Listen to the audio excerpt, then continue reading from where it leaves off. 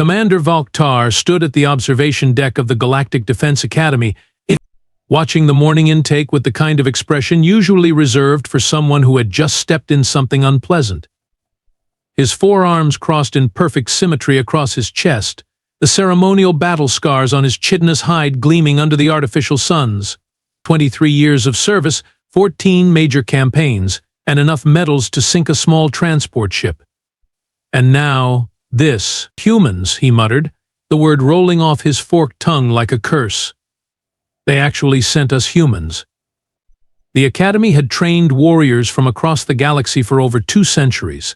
Krell shock troopers with their natural armor plating, Thylorian assassins who could phase through solid matter, Mordanian berserkers who grew stronger with each wound they received, elite soldiers, every last one of them, beings who had earned their place through blood, sweat, and superior evolution.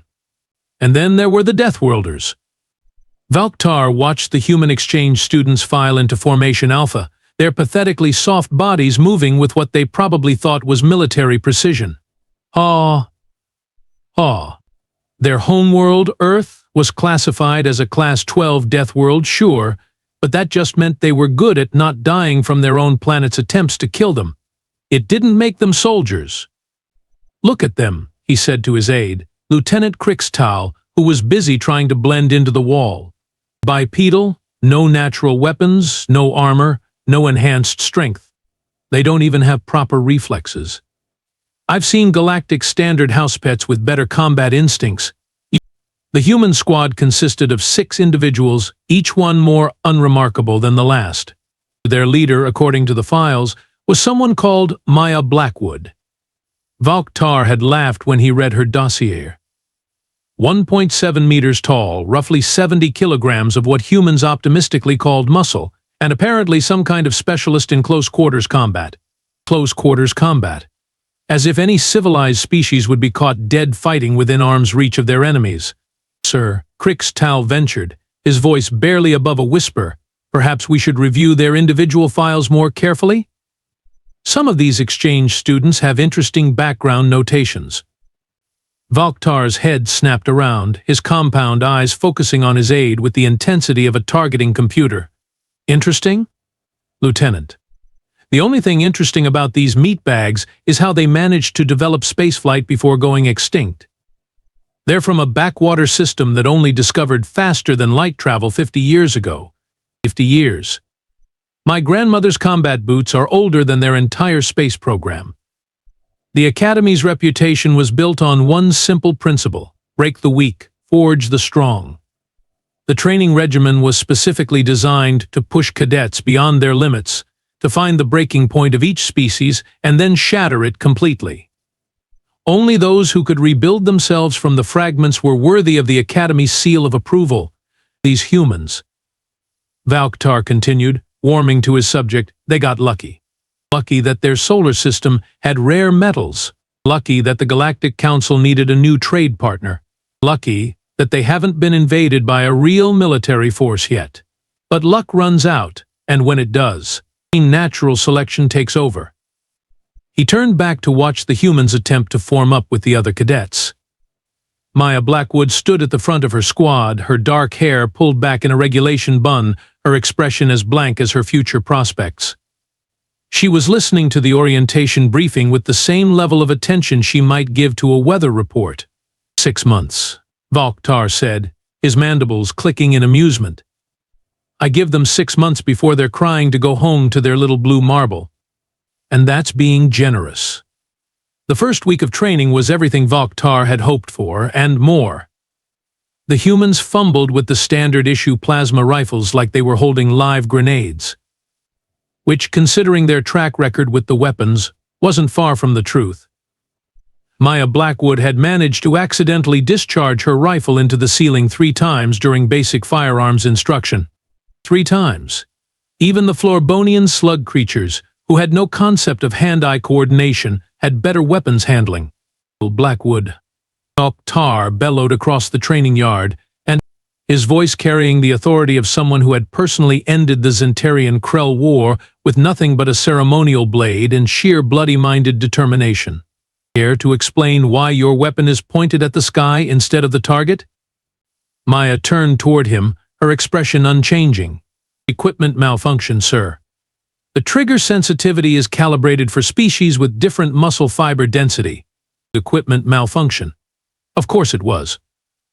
Valk'tar had heard every excuse in the galaxy during his 23 years of service, but humans seemed to have a particular talent for creative explanations of their own incompetence. He'd earned his reputation fighting the Krell Empire during the Outer Rim conflicts, where a single mistake meant becoming decorative paste on an asteroid. These soft-bodied mammals wouldn't last 5 minutes in real combat. The other cadets were starting to notice. Throcknell, a Krell battle spawn whose family had personally killed over 300 Zentarians during the war, he made a point of laughing whenever the humans struggled with their equipment. The Thylorian infiltrators whispered among themselves, no doubt planning some elaborate prank. Even the normally disciplined Mordanian warriors were allowing themselves small smirks of superiority. Perhaps Throcknell suggested during the midday meal, his massive frame looming over the human table, the Deathworlders need equipment more suited to their limitations. Maybe training wheels for their rifles? The entire mess hall erupted in laughter. Every species represented in the Academy found this absolutely hilarious. Except the humans, who continued eating their nutrient paste with the same blank expressions they wore during training exercises. Maya looked up from her meal, her dark eyes meeting Throcknell's three-eyed gaze. "That's an interesting suggestion," she said, her voice as flat as a computer readout. "I'll take it under consideration." That was it. No anger, no wounded pride, no emotional outburst. Just quiet acceptance of the insult. Valk'tar found this almost insulting in itself. And where was the fire? The righteous fury. Even the most pathetic species usually showed some spark when their competence was questioned. Over the following weeks, the harassment escalated. Training equipment would mysteriously malfunction when humans tried to use it. Their quarters would be searched for contraband at odd hours. Their meal rations would be switched with expired supplies from the emergency stores. Standard hazing procedures, really designed to separate the warriors from the wannabes. Maya and her squad endured it all with the same stoic silence. Valk'tar began to take personal interest in the situation. As the Academy's senior combat instructor, he had absolute authority over all training regimens. His word was law within these walls, backed by a service record that included the siege of Krell Prime, the Battle of the Mordanian Gates, and the legendary single combat that ended the war when he defeated Warlord Grix back in personal combat. "You know what their problem is?" he explained to the weekly instructor meeting. "They have no concept of hierarchy, no understanding of their place in the natural order.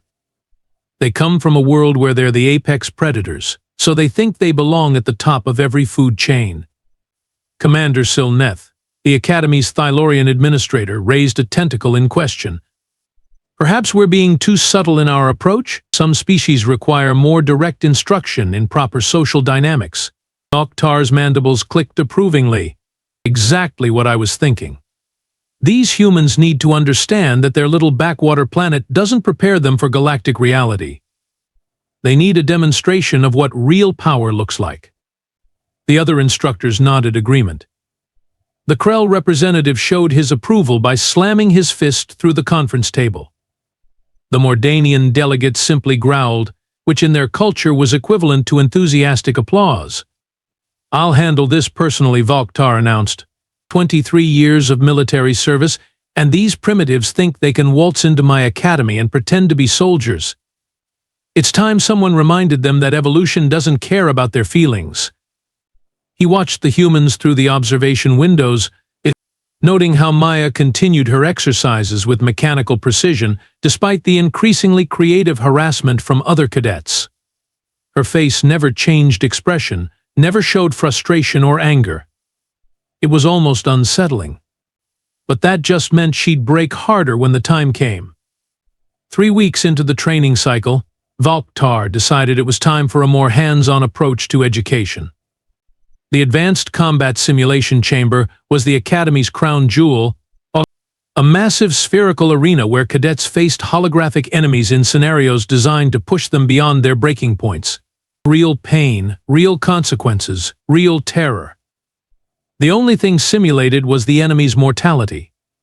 Today, Valk'tar announced to the assembled cadets, his voice echoing through the chamber's acoustically perfect dome, "We're going to conduct a special demonstration." Blackwood front and center. Maya stepped forward from her squad, her regulation boots clicking against the metal floor with mechanical precision.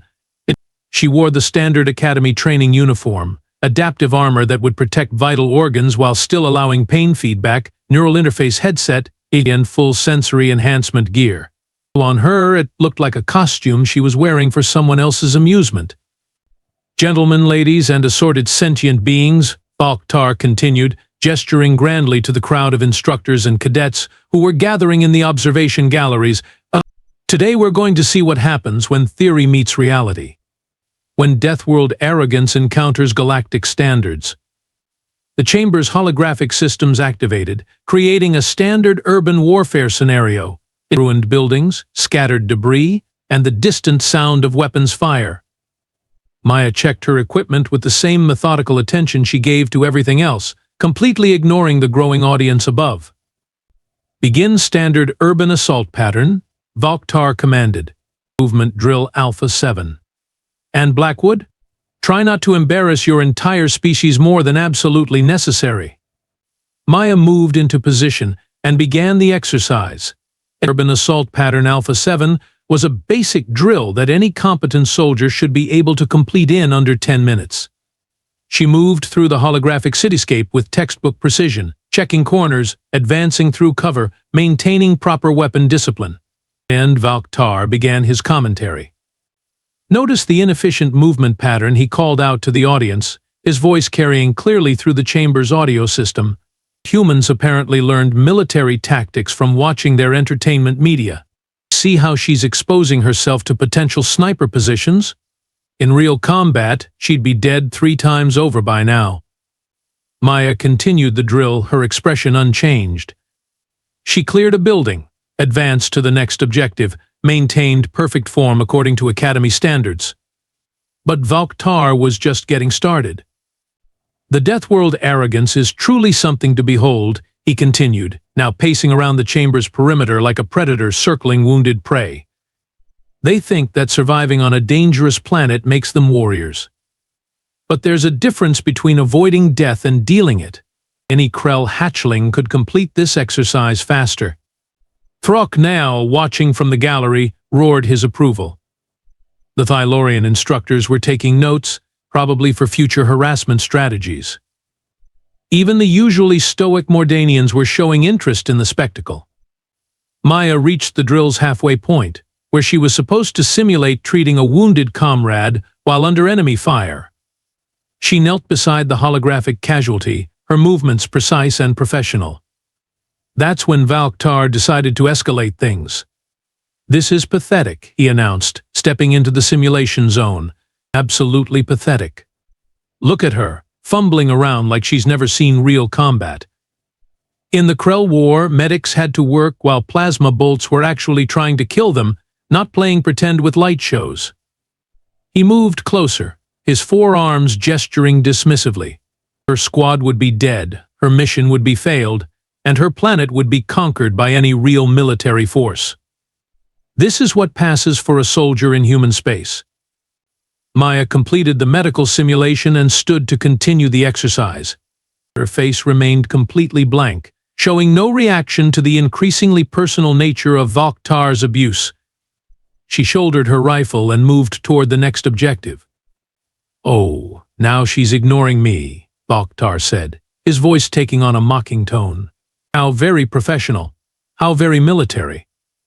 Except real soldiers respond when their commanding officers are addressing them."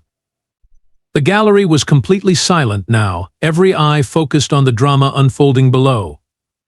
Even the automated systems seemed to be holding their breath, the holographic simulation continuing around them like background noise. Maya began the final phase of the drill, a simulated building assault that required precise timing and coordination. She moved to the entry point, checked her equipment one final time, and began the breach sequence. Her hands moved with mechanical efficiency, every motion exactly as specified in the Academy manual.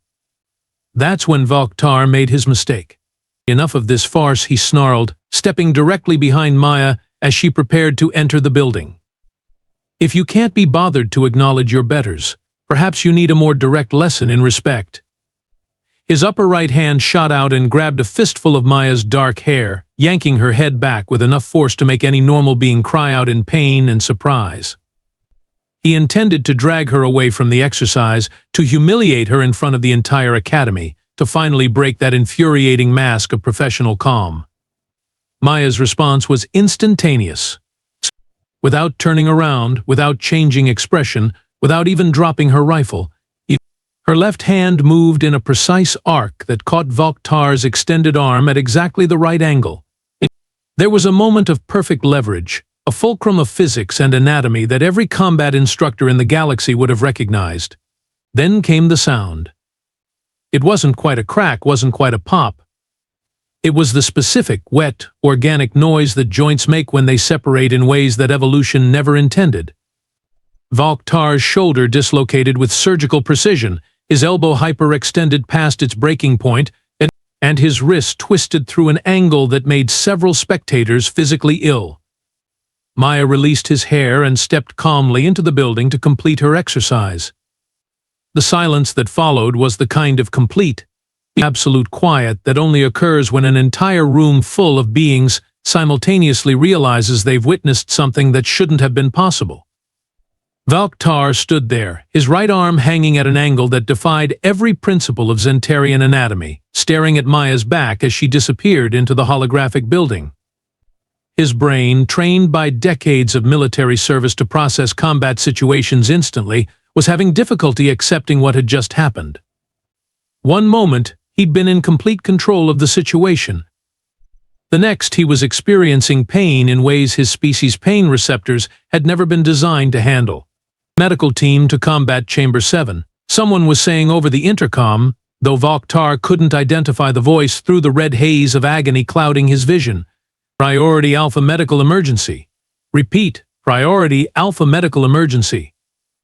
Maya emerged from the holographic building 30 seconds later, having completed the drill's final objective with the same mechanical precision she'd shown throughout the exercise. She safed her weapon, removed her neural interface headset, and turned to face the observation gallery where 300 of the galaxy's finest military minds were staring at her in various stages of shock and disbelief. Exercise completed, she announced, her voice carrying clearly through the chamber's audio system.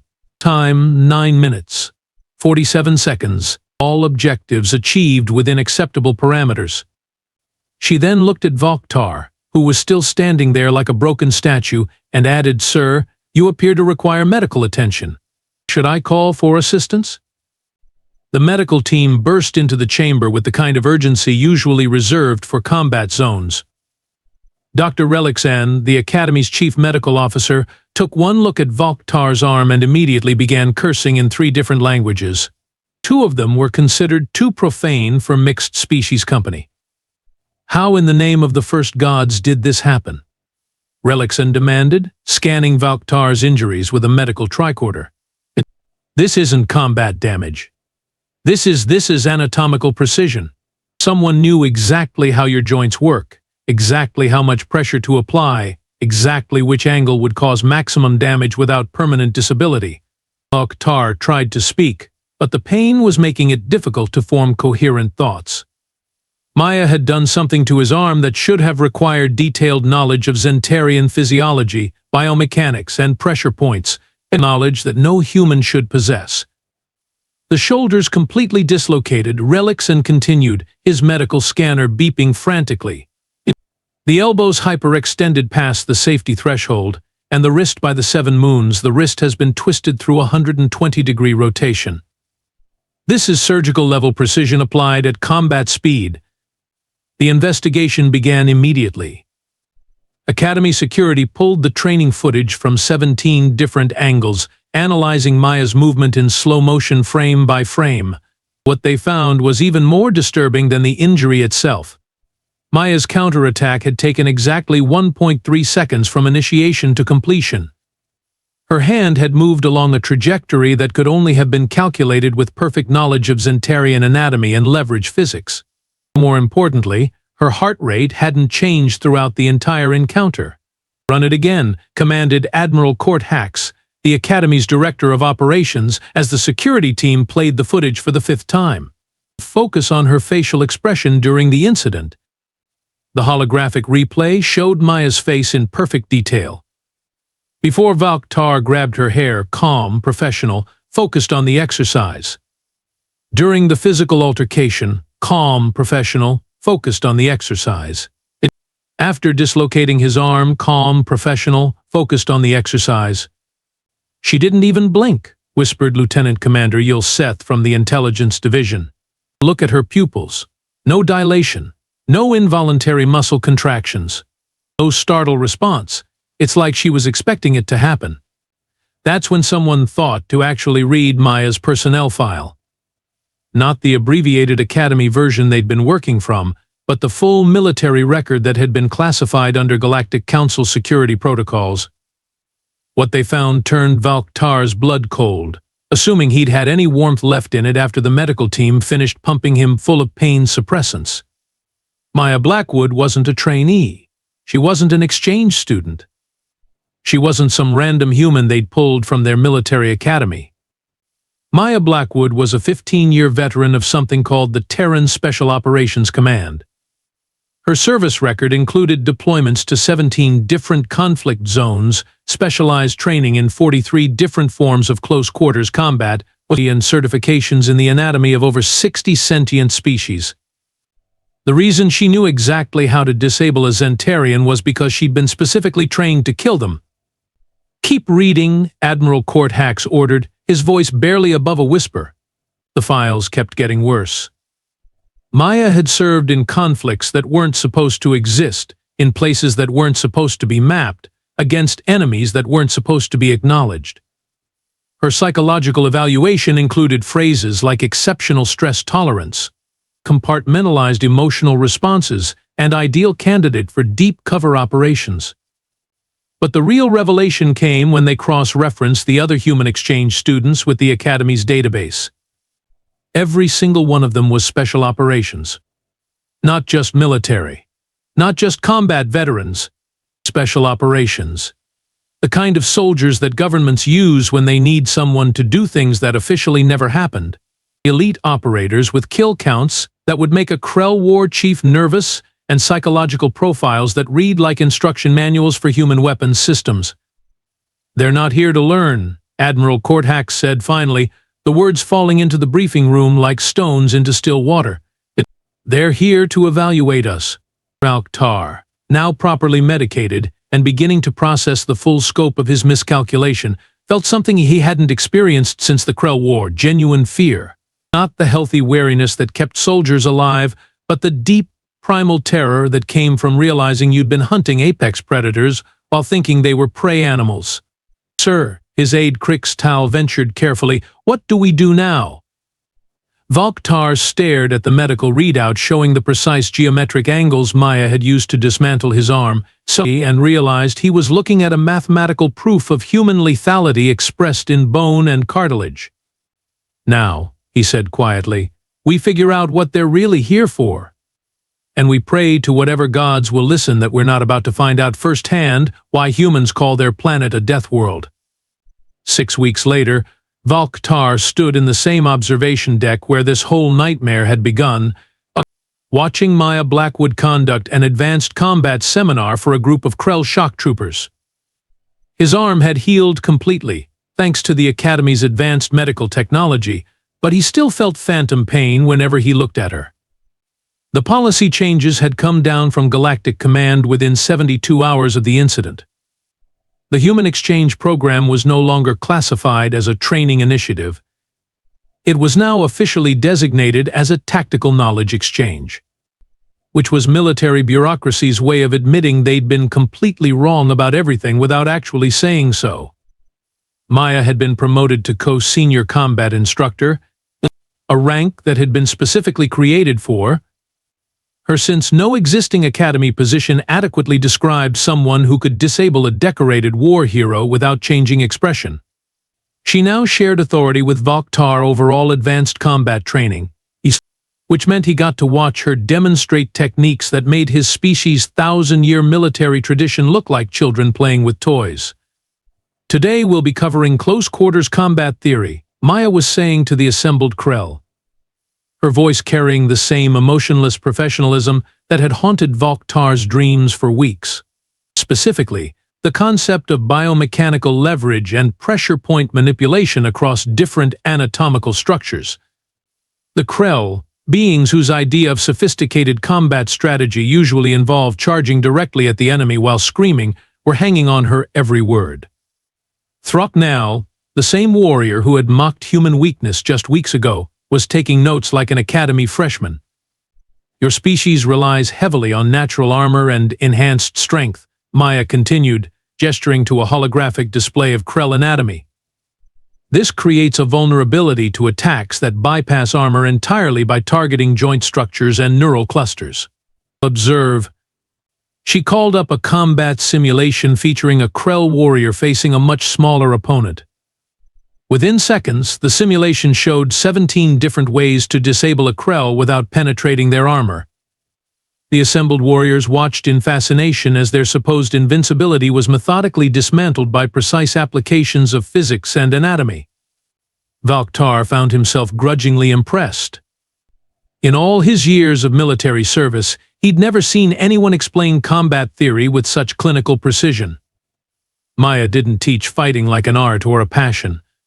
She taught it like engineering, as if violence was simply another problem to be solved through proper application of knowledge and technique. The key principle, Maya explained, is that every physical structure has failure points. Armor protects against direct damage but creates predictable stress patterns. Enhanced strength requires leverage points that can be turned against the user. Natural weapons follow anatomical constraints that can be exploited. She was describing warfare the way an architect might describe building construction, breaking down the fundamental principles that governed how living beings could be efficiently disabled or destroyed. It was terrifying in its cold rationality. Sir, Krixtal said quietly, appearing at Valk'tar's elbow with his usual talent for moving unnoticed. The quarterly reports are ready for your review. Valk'tar accepted the data tablet without taking his eyes off Maya's demonstration. The reports made for interesting reading. Academy combat efficiency scores had improved by an average of 37% since the humans arrived. Injury rates during training exercises had dropped to near zero, despite the increasingly complex scenarios Maya insisted on running.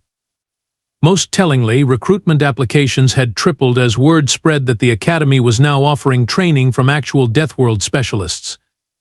You know what the really frightening part is? Valk'tar said, watching Maya demonstrate a technique that could incapacitate a Mordanian berserker using nothing but precise finger pressure. She's not even trying to be intimidating.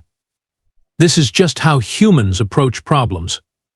They study them until they understand exactly how they work. Then they figure out the most efficient way to make them stop working. Krixtal shifted nervously.